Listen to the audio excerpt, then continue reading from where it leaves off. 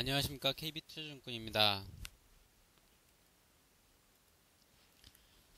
KB투자증권 FX 스타클럽이란 월 거래량 50계약 이상인 개인 고객에게 계약당 1000에서 2500 OK 캐시백 포인트를 지급하는 서비스를 말합니다.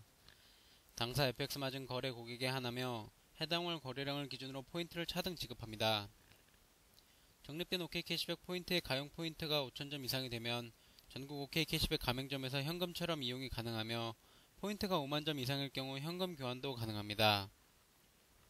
FX 스타클럽 수수료 및 제세 공과금은 고객 부담입니다. CME 그룹 이마이크로 통화선물은 표준계약 규모의 10분의 1에 불과한 증거금만으로 FX 선물에 투자할 수 있는 상품입니다. 초소형 통화선물 상품으로 10계약 또는 5계약씩 묶어 시장 상황에 맞게 복합 계약 거래도 가능하며 큰 계약을 유지하던 투자자의 경우 소형 계약으로 포지션을 나눌 수 있어 매우 편리합니다. KB투자증권 2월 20일 FX 마진 마켓 브리핑을 시작하겠습니다. 오늘로 예정된 유로존 재무장관 회의에서 그리스 2차 구제금융 프로그램 지원 결정이 확정될 것으로 전망됩니다. 유로존 17개국 재무장관들은 이날 한국 시각으로 밤 11시 30분부터 벨기에 브뤼셀에서 그리스에 대한 제2차 구제금융 제공 여부를 논의할 예정입니다.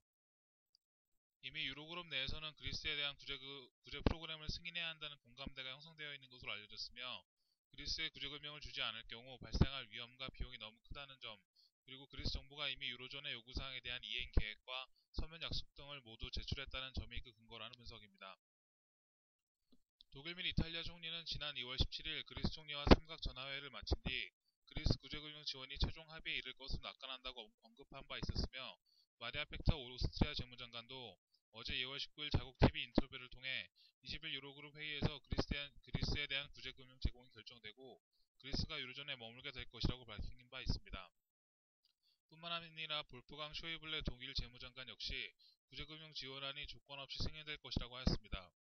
오늘 유로그룹 회의에서 그리스에 대한 1,300억 유로 규모의 구제금융이 결정될 경우 그리스는 즉각적으로 민간 채권단과 국채 교환 협상 마무리 작업을 시작할 것으로 분석됩니다.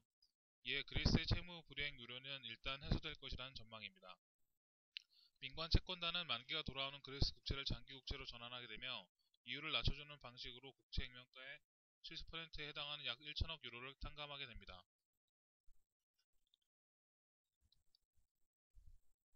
하지만 오늘 유로 재무장관 회의에서 그리스에 대한 2차 구제금융이 결정되더라도 아직 넘어야 할 사안이 많다는 견해가 제기되고 있습니다. 독일과 네덜란드 등 일부 국가들은 유로그룹의 결정 이후에도 제2차 그리스 구제금융 프로그램과 관련 자국 의회의 승인을 받는 국내법상 절차에 따라 자국 의회의 승인을 받아야 합니다. 이를 위해 독일 등은 그동안 그리스의 약속 이행 가능 여부를 집중적으로 추궁하였으며, 이는 의회 승인 등 국내 여론을 염두에 둔 측면이라는 분석이 있습니다. 하지만 오늘 유로그룹 회의에서는 그리스가 약속을 이행할 수 있도록 구체적인 통제장치 또한 마련할 것으로 알려졌습니다. 이러한 통제장치에 힘입어 독일 및 네덜란드 등의 의회에서는 그리 어렵지 않게 승인을 받을 수 있을 것이라는 의견입니다. 해당 통제장치에는 구제금융 자금 중 일부를 떼내어 이자 상환용 특별 계정에 예치시키는 방안과 일정 기간별로 개혁 이행 상황을 평가하여 구제금융 자금을 나누어 지급하는 방안, 그리고 그리스 재정운용 계획에 대한 집행의 사전 검토 단계에서 세무 상환을 최우선 과제로 설정하는 방안 등이 언급되고 있습니다. 하지만 이외에도 그리스가 재정 적자 축소 목표를 달성하지 못할 가능성과 오는 4월 총선 이후 바뀔 정권에 대한 우려는 여전히 남아 있습니다. 그리스가 긴축과 개혁 프로그램을 모두 이행하더라도 경기 침체에 따라 재정 적자 축소 목표를 달성하지 못할 가능성이 높다는 분석이 있으며, 또한 4월 총선 이후 새로운 정권에서 말을 바꿀 가능성도 있다는 의견입니다. 한편 중국은 지난 토요일인 2월 18일 지급 준비율 50bp 인하를 발표하였습니다.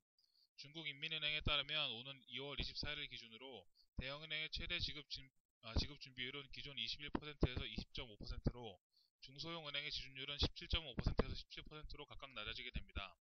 이번 지준율 인하는 지난해 11월 30일 기습 인하를 단행한 이후 2개월여 만에 처음입니다.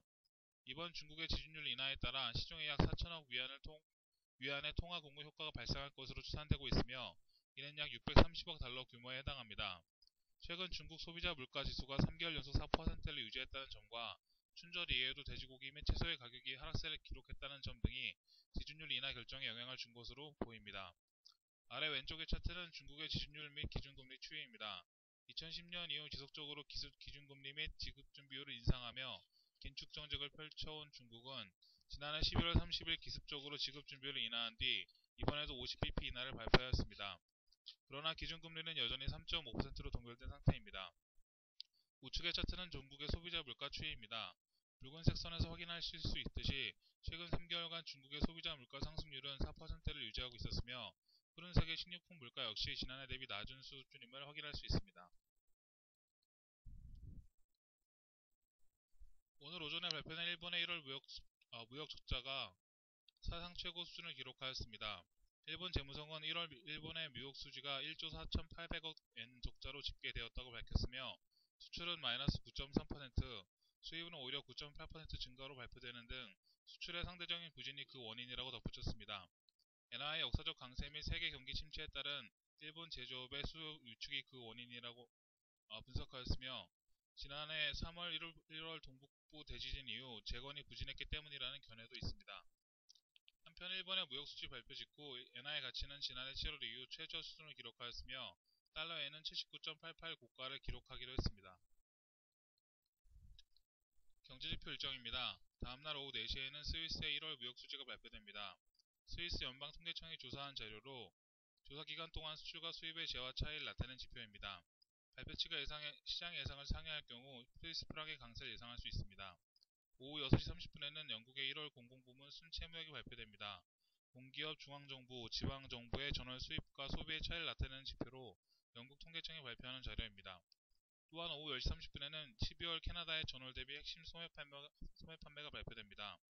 캐나다 자국 내 자동차 부문을 제외한 소매 판매의 총 변화율을 나타내는 지표로 발표치가 시장의 예상보다 높게 나올 경우 캐나다 달러의 강세를 예상할 수 있습니다.